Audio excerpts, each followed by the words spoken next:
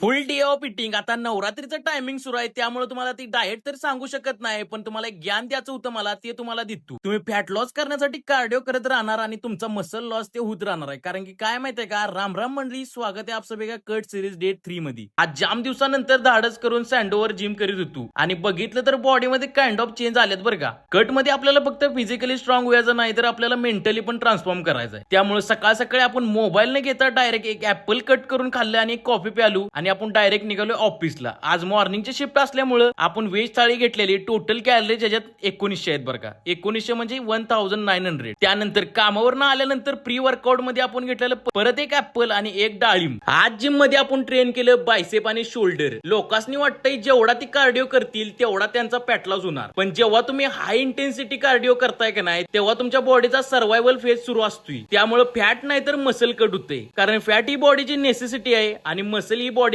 Luxury आहे. Plus तुम्ही जास्त इंटेन्सिटी कार्डिओ करून तुमच्या बॉडीला रिकव्हर व्हायचा टाइमच देत नाहीसा. मग आता तर तुम्ही म्हणणार काय आता कार्डिओ स्किप करून काय कॅलरी कमी करायच्या, तर काय, तर असं अजिबात करायचं नाही. आता मग करायचं तरी काय हे तुम्हाला मी नेक्स्ट व्हिडिओ मध्ये सांगणार आहे. तर त्यासाठी तुमच्या भावाला तुम्हाला फॉलो करायला लागणार आणि जरा जरी इन्फॉर्मेटिव्ह वाटला असेल व्हिडिओ तर कमेंट तेवढं करा.